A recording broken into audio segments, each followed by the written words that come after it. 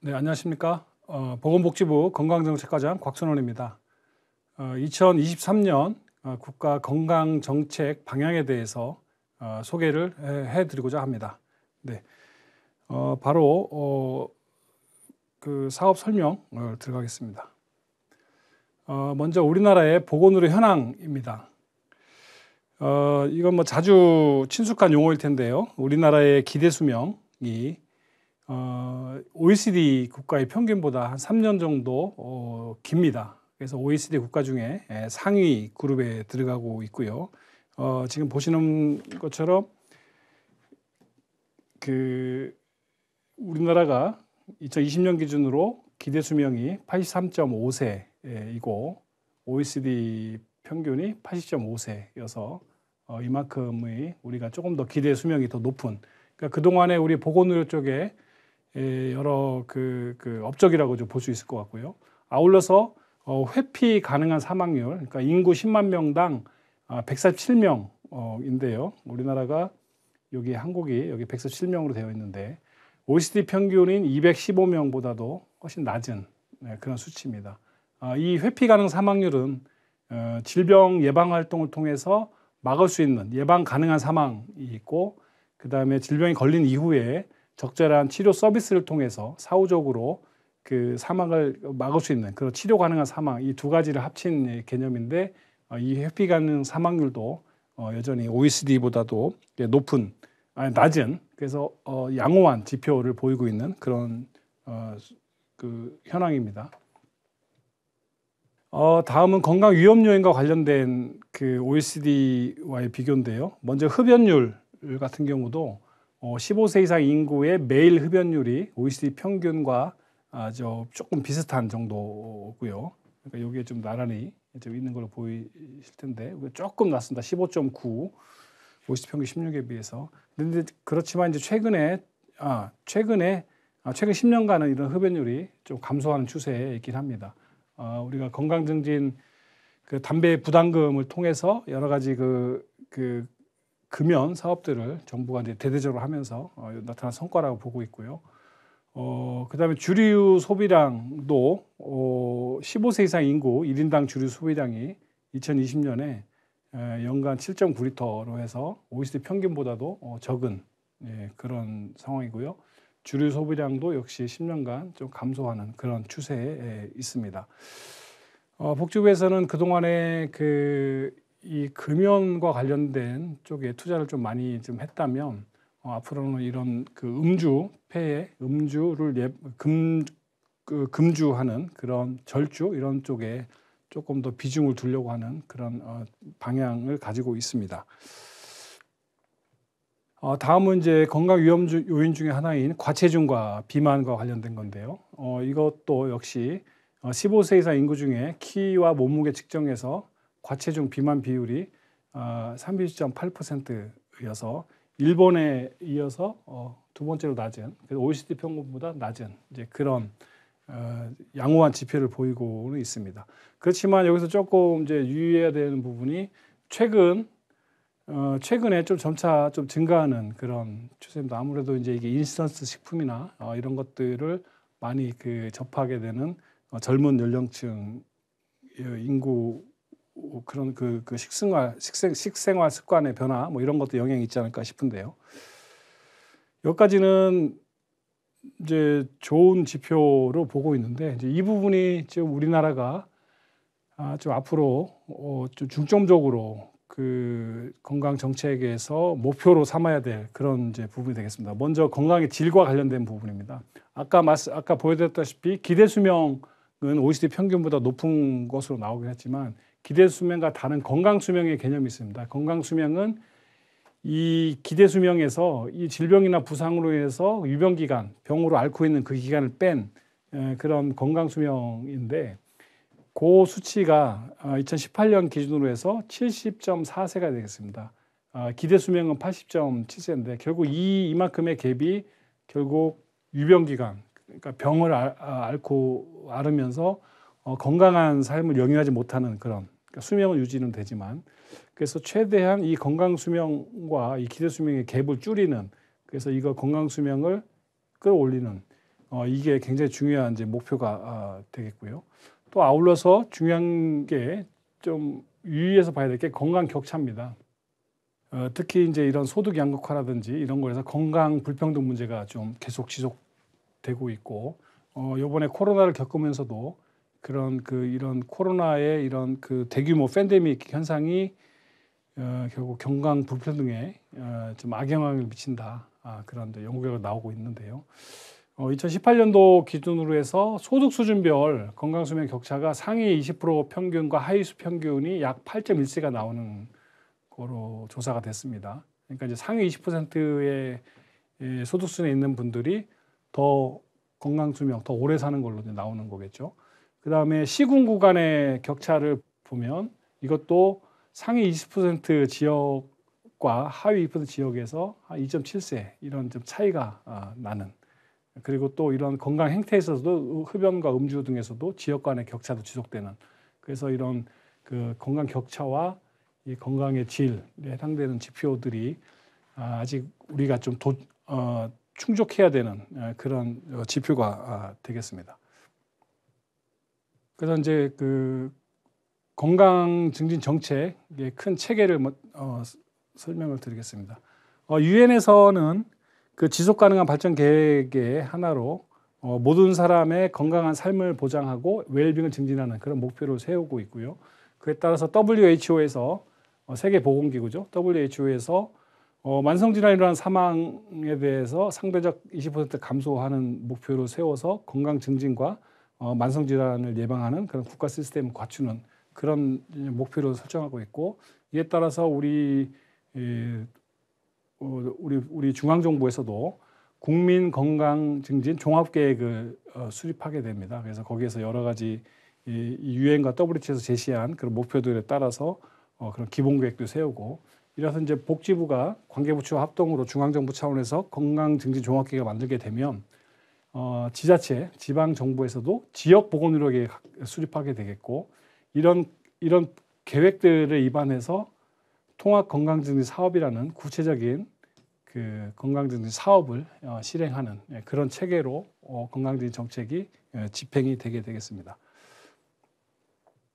먼저 이제 국민 건강증진 종합계획에 대해서 간단히 설명을 드리면, 이거는 국민들의 건강 증진과 질병 예방을 위한 정책 방향을 제시하는 범정부적인 중장기 종합계획인데요. 그 중장기를 하면 5년마다 수립하는 계획이고, 이거에 따라서 복지부 장관뿐만 아니라 관계 중앙행정기관 장과 시도와 시군구에서도 매년 실행계획을 수립하도록 되어 있습니다. 큰 이 로드맵 하에 구체적인 실행계획도 매년 수립하도록 되어 있는 체계고요. 그래서 이게 이제 헬스 플랜 2030, 2030년까지의 건강증진 종합계획의 비전과 목표, 중점 과제들입니다. 먼저 비전은 모든 사람이 평생 건강을 누리는 사회고, 총괄 목표가 아까 말씀드렸다시피 건강 수명을 더 연장하는 거, 그 다음에 건강 격차를 해소하는 건강 형평성을 제고하는 그런 목표를 두고, 그 목표 하에 이런 원칙들, 국가와 지역사회 모든 정책 수립에 건강을 우선적으로 반영한다. 그 다음에 보편적인 건강 수준의 향상과 건강 형평성 제고를 함께 추구한다라는 그런 여러 가지 기본 원칙들이 나와 있고요. 그다음에 각 세부 분과별로 추진해야 되는 그런 사업들 내지는 정책들이 열거가 되어 있습니다. 특히 헬스플랜 2030에서는 정신건강관리가 기존에는 이런 중점 과제 한 부분으로만 들어가 있었는데, 독립된 분과로 독립해서 자살 예방과 치매, 중독, 지역사회 정신건강이라는 좀 독자적인 중요한 비중을 차지를 하고 있다는 그런 좀 차이점이 좀 있고요. 아울러서 건강 친화적 환경 구축과 관련해서 법과 제도를 건강 친화적으로 개선하고, 국민들이 건강 정보에 대한 이해력, 리트러시라고 하는 그거를 이해력을 제고시키고, 그다음에 혁신적 정보 기술을 적용하고 하는 그런 내용들이 좀 들어가 있습니다. 이게 다음에 나오는 사업 내용과 좀 일부 연관이 돼서 이 부분 좀 자세하게 말씀드렸습니다. 헬스플랜 2030에서 아까 말씀드린 건강 수명 연장인데요. 그 목표는 2030년까지 국민의 건강 수명을 73.3세로 달성하도록 하는 목표를 갖고 있습니다. 2018년에는 그게 70.4세였는데 2030년까지 2.9세를 연장한다는 그런 목표가 되겠습니다. 통상 여기서 보면은 건강 수명이 확실히 여성 인구가 훨씬 더 높은 거를 알 수 있는 거고, 이거는 충분히 왜 그런지 추측이 가능한 시라고 생각이 됩니다. 아울러서 건강 형평성 제고도 아까 소득 그 수준 상위 하위 20% 간의 그 건강 격차가 있었는데 그거를 7.6세 이하로 낮추는 그런 목표를 2030년에 이 갭을 낮추는 그런 목표를 좀 갖고 있고요. 아울러서 지자체, 그러니까 지역 간 격차도 2.9세 이하로 관리를 하겠다는 내용입니다. 아까 봤을 때의 슬라이드에서는 그게 2.7세였나 이렇게 되었었는데요. 그거보다 더 넓은 거를 이렇게 목표로 삼은 이유는 지금 현재 이 갭 차이가 굉장히 증가하는 추세라서 그 격차를 2.9세 이하로 좀 관리할 필요가 있어서 이 목표치를 2030년에 2.9세 이하로 관리하겠다는 목표를 제시한 것으로 보면 되겠습니다. 이거를 이제 실현시키기 위한 여러 건강 증진 사업들에 대해서 설명을 드리겠습니다. 먼저 통합 건강 증진 사업인데요. 이 사업은 그 기존에 그 중앙 정부에서 지자체에 그 사업을 사업을 이렇게 시달하고 그를 추진할 때 금연 사업, 절주 사업, 신체 활동을 증진하는 사업, 그다음에 영양, 비만 관리, 예전에 심혈관 질환 관리 사업, 여러 가지 사업들 총 한 13개 정도 되는 사업들이 각각의 사업 지침이 따로따로 있었고 각각의 그 예산도 따로 있었고, 그래서 되게 그 지자체의 재량이 거의 없는 그런 식으로 굉장히 좀 타이트하게 관리되는 그런 사업들이었는데 그것들을 이런 13개 사업들에 대해서 이런 사업별로의 칸막이를 좀 없애면서 지자체가 자체적으로 자기 지역사회 특성이나 주민 요구를 반영해서 이런 13개 사업 중에서 일정 부분 우리 지역은 어느 사업을 조금 더 강화시킬 필요가 있다라는 어떤 그런 지역의 특성을 반영해서 이런 건강사 실천이라든지 만성질환 예방, 취약계층 건강관리 사업들을 설계를 해서 추진하는 그게 통합 건강증진 사업이 되겠고, 이게 복지부에서 추구하는 가장 대표적인 건강증진 사업이 되겠습니다. 그래서 이게 좀 기존 사업과 이렇게 통합건강 사업의 차이가 아까 말씀드린 것처럼 중앙집중식 하향식이 아니라 지방 분권식으로 지역 여건을 고려해서 하는 사업들인데, 근데 실제적으로 대부분의 이런 13개 사업 중에 한 95% 가까이는 전국 공통으로 운영을 하고 있고, 한 5%의 범위 내에서 지역의 좀 특성을 반영하는 그런 사업들이 진행되고 있는 그런 상황입니다. 그다음에 요거는 저희가 이 강의 슬라이드는 이 지자체 공무원을 대상으로 만들어진 슬라이드여서 사실은 지금 주제하고는 지금 방향하고 조금 안 맞는 내용이 될 수도 있겠습니다. 공무원 대상으로 한 거라서. 아시다시피 코로나19 확산으로 해서 그동안 각 지역의 보건소에서 선별진료소 운영이라든지 백신 예방접종에 그 보건소 직원들 투입된다든지 이렇게 함으로 해서 이런 통합 건강증진 사업 자체가 일단 홀딩이 됐었습니다. 그러니까 사업을 중단하고 다 코로나 팬데믹을 차단하는 그거를 코로나를 관리하는 내지는 그 사업에 다 투입되다 보니까 이 사업 자체가 이제 중단돼 있었는데 지금 이제 팬데믹에서 벗어나는 그런 과정에 있고 해서 보건소의 이런 대표적인 통합 건강 사업을 정상화시키는 과정에 있고, 그래서 올해는 그 정상화시키는 그 방안으로 해서 기존의 평가를 안 하고 자료 제출도 유예하고 했던 것들을 좀 정상화한다는 그런 내용이 되겠습니다. 그리고 그 정상화 일환으로 신규자, 이 사업을 담당하는 보건소 신규자 교육도 강화해서 이 사업을 하루속히 정상화시키겠다는 그런 내용이 되겠고요. 예, 이거는 그래서 이제 지자체의 그 공무원들 대상으로 협조 요청을 했던 이제 그런 상황이고, 이 통합 건강유지 사업의 가장 큰 특징은 그 건강검사, 건강검진 결과를 바탕으로 해서 제가 건강검진을 받을 때 그 동의서 양식에 나의 이런 건강 그 검진 결과 정보를 보건소에서 이 보건 건강검진 사업에 활용할 수 있도록 동의를 제가 체크를 하게 되면 그 나의 건강검진 결과 정보가 제 그 살고 있는 지역의 보건소로 넘어가서 그 보건소에서 나의 건강검진 결과를 바탕으로 해서 적절한 어떤 서비스가 필요한지를 체크를 해가지고, 그리고 물론 여기에는 일정 부분 소득 수준이 좀 낮은 그런 것도 고려가 좀 돼야 되겠죠. 되게 그 부유층을 대상으로 보건소에서 이런 사업을 하는 건 아니기 때문에, 그래서 그 사람을 대상으로 적절한 건강관리 서비스 내지는 건강증진 사업을 보건소에 추천해가지고 그 대상자 발굴에 활용할 수 있도록 하는 이제 그런 게 되게 중요한 그 통합 건강유지 사업의 중요한 그 축인데요.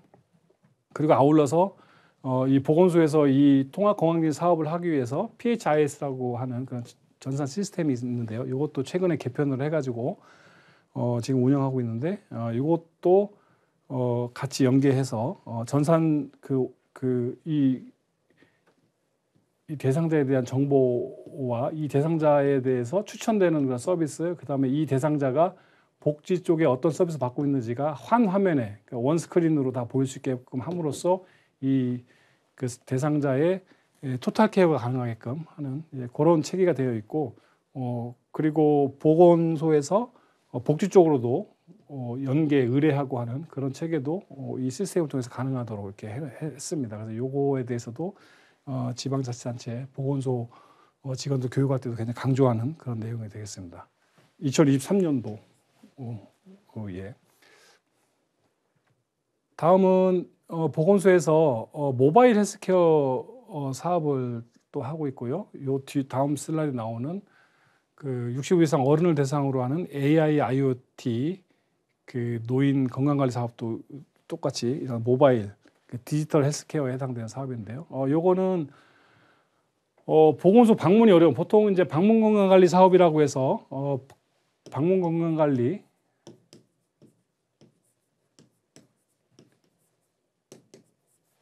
사업이라고 해서 보건소에 있는 간호사 선생님들이 그 댁에 계신 그 건강에 취약한 그런 대상자를 방문으로 해서 여러 가지 그 신체 계측 활동이라든지 이런 건강관리에 관련된 그런 서비스를 해주는 사업이 있는데, 이건 직접 이제 가가호 방문하는 그런 사업이 되겠고, 이렇게 방문하기 어려운 주민을 대상으로 해서 이 모바일과 이런 웨어러블, 그러니까 이런 그런 그 디지털 기기를 활용해서 이런 그 건강관리 서비스를 해주는 그런 사업이 되겠습니다. 그래서 스마트폰과 연계해서 여러분들 지금 많이 사용하고 계시는 걸로 알고 있는데, 스마트폰에 이제 많이 걸을 때 얼마큼 걸었는지 그것도 나오게 되는, 그 다음에 스마트폰에서 제가 이제 뭐 혈압이나 혈당을 측정하게 되면 그게 그 블루투스로 해서 스마트폰을 통해서 보건소의 관리자 앱으로 나의 혈당이라든지 혈압 정보가 전송이 되고, 거기에서 이제 보건소에 있는 이 팀에서 모바일 헬스케어 팀에서 그 대상자에 대해서 혈압이나 혈당을 체크하다가 그게 이제 위험 사인이 온다. 그러면 그분한테 연락을 하고 그분을 뭐 의료기관에 의뢰한다든지 뭐 그렇게 해서 디지털로 모바일로 건강적으로 모니터링하고 이 건강 상담을 하는 이런 사업을 지금 진행을 하고 있습니다. 이게 전국 보건소의 전체를 하는 건 아니고 뒤에도 얘기 나오겠지만 좀 일부 하고 있는데, 이걸 하루속히 전국 보건소를 확대하는 게 이제 과제가 되겠습니다. 이 모바일 헬스케어 사업은 복지부하고 이 그 시스템과 관련된 거는 우리 그 사회보장정보원하고 도움을 받고 한국건강증진개발원에서 이 사업 자체의 사업 운영을 맡고 있고요. 각 시도와 보건소 통해서 이런 체계로 진행을 하고 있고요. 그리고 아까 잠깐 말씀드린 것처럼 어르신을 대상으로 하는 AI IoT 건강관리 사업입니다. 그 AI 스피커 아마 TV 광고에서 보신 분도 계시겠지만 그 AI 스피커를 통해서 어르신들이 그 혼자 계실 때 그 말벗 서비스도 해주고 그런 스피커를 통해 가지고 그 어르신들에 대한 전반적인 건강 관리를 해주는, 그리고 그 AI 스피커뿐만 아니라 처음에 이 어르신들이 이 사업 대상자가 되면은 총 5종의 그 기기를 제공하고, 거기에 이제 그 중에 하나가 이제 AI 스피커가 들어가는 거고, 혈압 측정기, 혈압 혈당 측정기, 이런 한 5종이 이제 제공되고, 이런 정보들이 이 AI 스피커를 통해서 아까 말씀드린 똑같이 보건소 모바일 스캐너처럼 보건소에서 모니터링하는 그 앱으로 이게 들어와서 그 어르신들의 그 건강을 원격으로 비대면으로 체크하는 그런 게 되겠습니다. 이거는 이제 65세 이상 어르신을 대상으로 하는 그런 사업이 되겠습니다.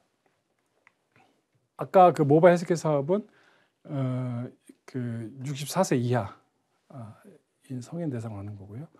그래서 요 AI IoT 건강관리 사업은 65세 이상 어르신 대상으로 해서 아까 말씀드렸죠. AI 스피커, 혈압, 혈당계, 체성분계, 활동량계 이런 것들을 제공하고, 물론 처음에 제공할 때 설명을 충분히 보건소에서 이제 하는 거죠. 이런 거를 그 만성질환을 관리하는 그런 사업이 되겠습니다. 그래서 이게 아까 제가 말씀드린 것처럼 방문 건강관리 사업, 그게 이제 기존 방문 사업, 이거는 대면으로 해서 직접 방문하는, 그러다 보니까 이 방문 간호사 선생님들이 그 하루에 그 커버할 수 있는 그런 그 대상자가 한정이 되어 있는데, 이거는 최초에는 직접 방문을 해서, 최초에는 이 어르신이 이제 그 보건소에 방문을 해가지고 여러 평가도 받고 건강 검진이라든지 기본적인 신체 계측을 하고, 그다음에 이런 모바일 기기에 대한 사용 설명도 다 듣고 하시고, 그다음에 이제 비대면으로 이거를 이제 모니터링하고 그 보건소 이 팀에서 상담도 해주고 하는 그런 내용이 됐습니다.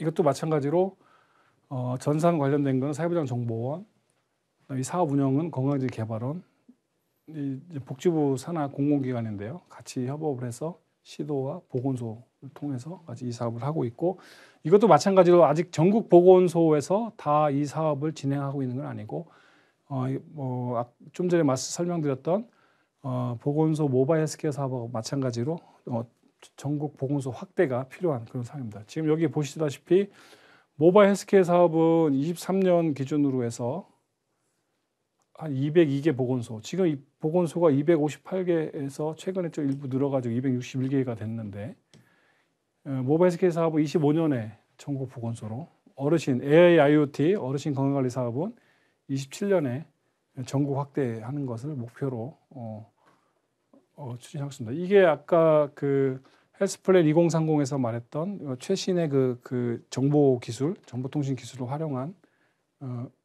비대면 건강관리 서비스에 해당되는 그런 내용이 되겠습니다. 다음은 이제 건강도시와 관련된 그 내용인데요. 우리 건강증진법에 이 건강도시 조성과 관련된 그 조항들이 개정이 돼서 들어갔습니다. 이 내용은 국가와 지자체는 지역사회 구성원들의 건강을 실현할 수 있도록 시민의 건강을 증진하고 도시의 물리적 사회적 환경을 지속적으로 조성 개선하는 도시를 이루도록 노력해야 된다. 이제 이게 이제 건강도시의 개념 정의가 되겠고요. 그래서 복지부 장관은 이 지자체가 이거를 건강도시 구현할 수 있도록 건강도시 지표를 작성해서 보급해야 된다. 요게 개정법률로 들어갔고 2023년 12월 22일부터 시행이 될 예정입니다. 그리고 지금 현재 지자체가 자체적으로 건강도시 네트워크를 구성해서 자체적으로 이런 활동을 하고 있는데, 총 105개의 광역 시도와 시군구가 현재 2022년 11월 기준으로 해서 참여하고 있는 상황이고요. 이 법률이 이렇게 개정이 되다 보니까 이 법률 시행일에 맞춰서 보건복지부령으로 세부적인 사항을 정하도록 되어 있어서 저희가 지금 이 보건복지부령 시행규칙이라는 것을 준비를 하고 있습니다. 여기에 담을 수 있는 지표에 대해서 지금 작업을 하고 있는 중입니다. 그래서 이런 앞으로의 정책적인 방향은 이 건강도 지표를 저희가 입안을 해서 시행규칙에 담고 그 지표를 활용할 수 있는 가이드라인도 제작해서 각 지자체에 배포하고 이런 지표를 시범 적용해서 우수한 지자체인 경우에는 뭐 인센티브 줄 수 있는 그런 사업들을 추진하려고 하고 있습니다.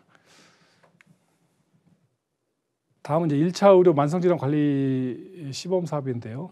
이거는 지자체 보건소와 하는 사업이라기보다는 국민건강보험공단과 일선 그 1차 의료기관을 그러니까 내과나 주로 가정의학과 동네 의원들 중심으로 해서 하는 그런 만성질환 관리 시범 사업이 되겠습니다.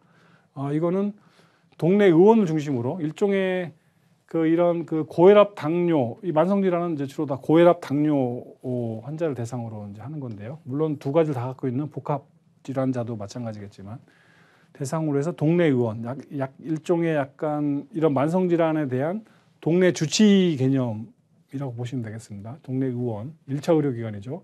이 동네 의료의원은 주로 내과와 가정의학과가 주로 되겠는데요. 가정의학과가. 그런 저런 이제 고혈압 당뇨 같은 만성 질환의 가장 큰 특징은 이 질환이 단기간에 급성기 질환처럼 단기간에 치료와 뭐 처방, 약 투여를 통해서 해결되는 치료되는 질환이 아니고 지속적으로 어떻게 보면 평생을 관리하면서 더 악화되는 걸 방지하는 그런 그리고 이 식생활부터 뭐 건강생활 뭐 이런 모든 걸 포괄적으로 좀 이런 관리해 가야 되는 그런 특성이 있는 그런 질환이 되겠고요.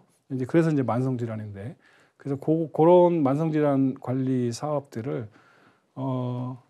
건보공단과 이런 동네 의원 물론 일부 이제 보건소도 역할을 일부 좀 하겠지만 그래서 이 환자를 관리하는 근데 이제 이거의 가장 큰 차이 기존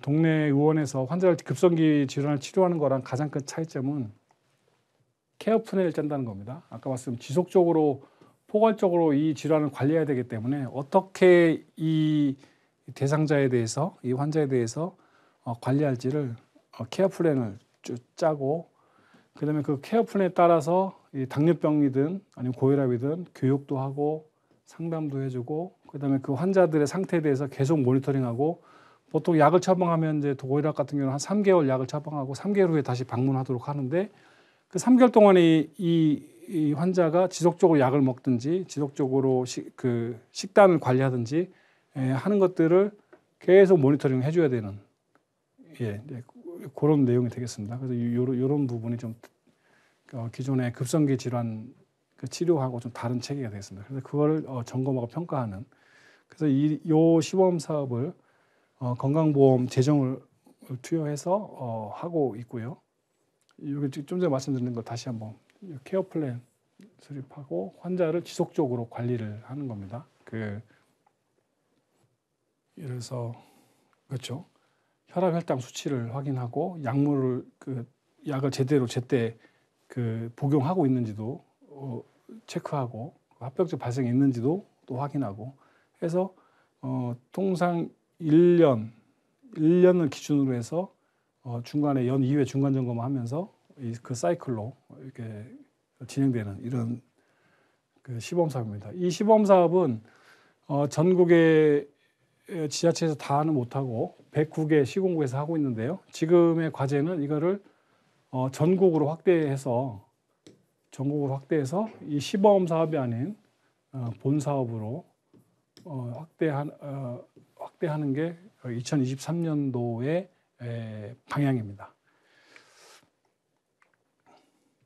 요거는 조금 다른 주제인데요. 건강생활 실천 지원금제는 간단하게 설명됐습니다. 이것도 마찬가지 시범 사업인데 이 건강생활 실천 지원금제는 그러니까 뭐 제목에서 나온 것처럼 건강 생활을 실천하는 사람들한테 그에 대한 보상으로 지원금을 지원해 주는. 그래서 이 건강 위험 요인을 보유한 사람 대상으로 이 사람들이 걷기라든지 이런 건강 생활 실천 하거나 아니면 이 사람들의 그 혈압, 혈당, 체중 같은 이런 건강 지표들이 얼마큼 개선되느냐에 따라서 이 사람한테 금전적 인센티브를 포인트로 제공함으로써 이분들이 더 건강생활 실천을 더 할 수 있도록 독려하는, 그럼으로써 장기적으로는 국가의 건강보험 내지는 의료비를 절약할 수 있는 그런 방향으로 좀 설계되어 있고요. 여기서 크게는 예방형과 관리형을 나뉘는데, 요건 조금 예를 들면 예방형은 뭐 64세 이하 성인, 관리형은 기본적으로는 아까 좀 전에 설명드렸던 1차 의료 만성질환관리 시범사업에 등록된 그 환자들 대상으로 케어플랜 수립법 환자를 대상으로 참여가 1년으로 해서 진행하는 시범사업입니다. 이것도 시범사업이어서 이 자세한 내용은 설명을 좀 생략하도록 하겠습니다. 이것도 현재 시범사업이어서 예방형과 관리형이 현재 24개 지역에서 시범사업 하고 있고, 요거는 조금 더 시범사업 더 진행을 해서 좀 검증도 하고 제도 설계도 좀 파인 튜닝, 모디파이드 좀 하면서 효과도 계속 관찰해가면서 조금 더 장기적으로 플랜으로 전국 확대를 계획하고 있습니다. 그래서 아까 보셨던 1차 의료 만성질환 관리 사업은 올해 전국으로 확대하는 본사업으로 가는 목표를 가지고 추진하고 있는 거고, 요거는 조금 더 성숙을 더 시킬 필요가 있는 그런 사업이 되겠습니다. 네, 여기까지가 오늘 제가 오늘 준비한 그 2023년도 건강정책 방향에 대한 안내였습니다. 네, 오늘 뭐 저도 처음 이렇게 비대면으로 이 사업 설명하는 자리라서 너무 좀 어색하고 한데요. 제가 설명하려는 내용이 잘 전달됐으면 하는 바람을 가져봅니다. 네, 감사합니다.